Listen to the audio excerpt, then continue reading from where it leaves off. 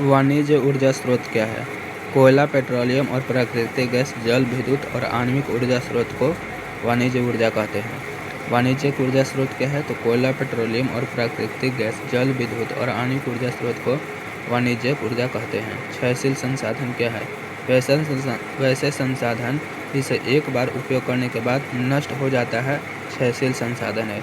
जैसे कोयला को उपयोग किए तो ये नष्ट हो जाता है, पेट्रोलियम को उपयोग किए तो यह फिर नष्ट हो जाता है। अक्षयशील संसाधन वैसे संसाधन जिसे क्षय नहीं होता है अक्षयशील संसाधन कहलाता है। जैसे पवन, प्रवाही जल। अक्षयशील संसाधन वैसे संसाधन जिसका क्षय नहीं होता है, इन लोग नष्ट नहीं होता है। पवन का मतलब वायु, प्रवाही जल।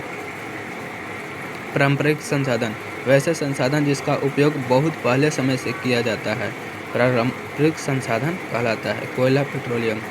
गैर पारंपरिक संसाधन वैसे संसाधन जिसका उपयोग बहुत पहले समय से नहीं किया जाता है, उसे गैर पारंपरिक संसाधन कहते हैं। सूर्य, पवन। भारत के समस्त कोयला का भंडार। तो भारत के समस्त कोयला का भंडार दो समूह में है, गोंडवाना समूह और टरशियरी समूह। गोंडवाना समूह और टरशियरी समूह। गोंडवाना समूह में 95% भंडार भारत का है, जिसका निर्माण 20 करोड़ वर्ष पूर्व हुआ था। और टरशियरी समूह 4% भंडार भारत का है, इसका निर्माण हुआ था 5.5 करोड़ वर्ष पूर्व। कार्बन के आधार पर कोयला के प्रकार: एंथ्रासाइट, बिटुमिनस, लिग्नाइट, पीट। इसमें 90% से अधिक कार्बन पाया जाता है।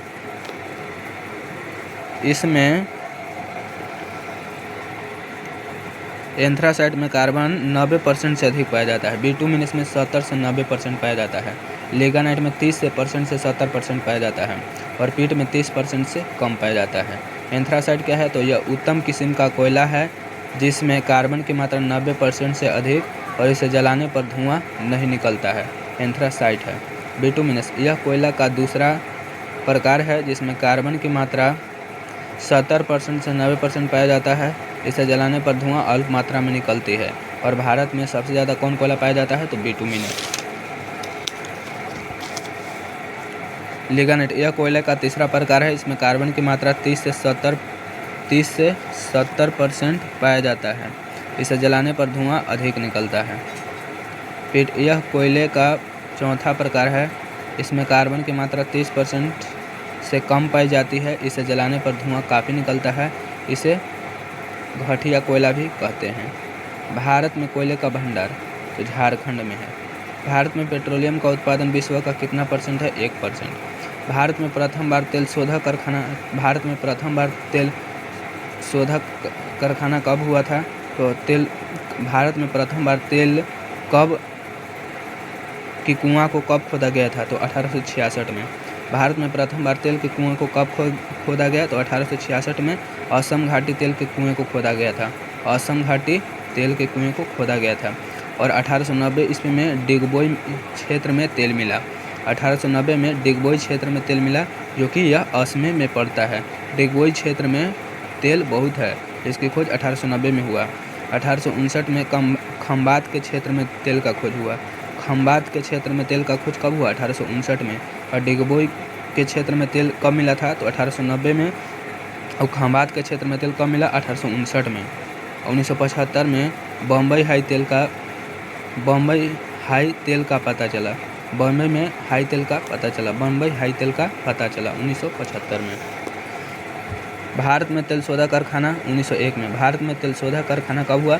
खोला गया तो 1901 में असम डिगबोई में हुआ था। 1954 में परिष्करणशाला मुंबई में स्थापित हुआ और 1954 में एक कारखाना खोला गया परिष्करणशाला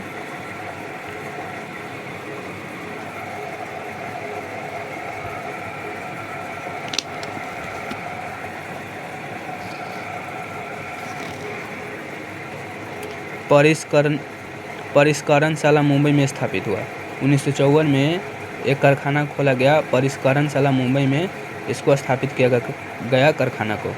पेट्रोलियम उत्पादक क्षेत्र में ही प्राकृतिक गैस मिलती है। पेट्रोलियम उत्पादक क्षेत्र में ही प्राकृतिक गैस जो मिलती है पेट्रोलियम उत्पादक क्षेत्र में ही मिलती है। भारत में प्रथम जल विद्युत संयंत्र की स्थापना 1897 में। भारत में प्रथम जल विद्युत संयंत्र की स्थापना 1897 में दार्जिलिंग में हुआ था। बहुउद्देशीय परियोजना नदियों पर बांध बनाकर बिजली उत्पादन के साथ साथ कई अन्य उद्देश्यों को पूर्ति की जाती है, जिसे बहुउद्देशीय परियोजना कहते हैं। तथा बहुउद्देशीय परियोजना क्या है? तो नदियों पर बांध बनाकर बहुत सारे कई उद्देश्यों को बिजली उत्पादन के साथ साथ कई उद्देश्यों की पूर्ति की जाती है, जिसे बहुउद्देशीय परियोजना कहते हैं। वैसी परियोजना बहुउद्देशीय परियोजना क्या है?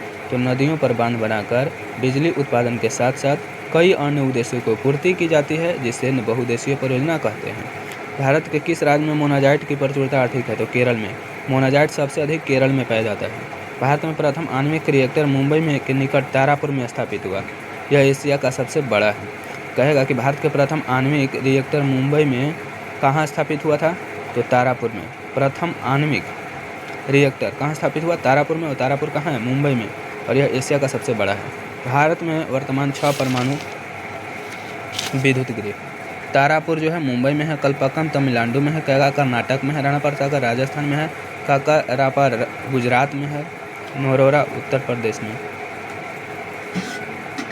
पवन ऊर्जा का उत्पादन पवन चक्कियों द्वारा होता है। पवन ऊर्जा का उत्पादन पवन चक्कियों द्वारा होता है।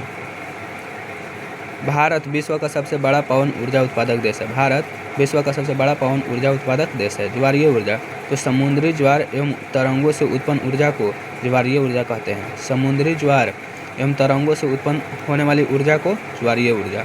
भूतापीय ऊर्जा, पृथ्वी के उच्च ताप से प्राप्त ऊर्जा को भूतापीय ऊर्जा कहते हैं। भूतापीय ऊर्जा, पृथ्वी के उच्च ताप से प्राप्त होने वाली ऊर्जा को भूतापीय ऊर्जा कहते हैं। पृथ्वी के उच्च ताप से प्राप्त होने वाली ऊर्जा को भूतापीय ऊर्जा। और ज्वारीय ऊर्जा, समुद्री ज्वार एवं तरंगों से उत्पन्न होने वाली ऊर्जा को ज्वारीय ऊर्जा।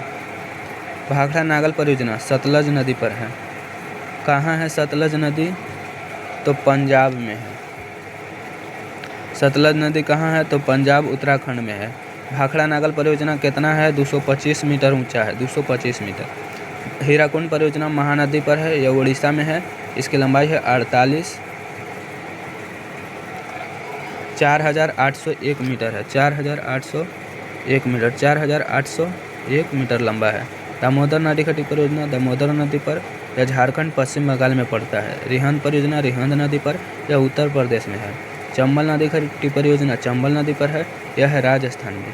तुंगभद्रा परियोजना तुंगभद्रा में है। यह है कहाँ? कर्नाटक में। शरावती नदी परियोजना शरावती नदी पर है, कर्नाटक में। शरावती नदी परियोजना शरावती नदी पर है, कर्नाटक में।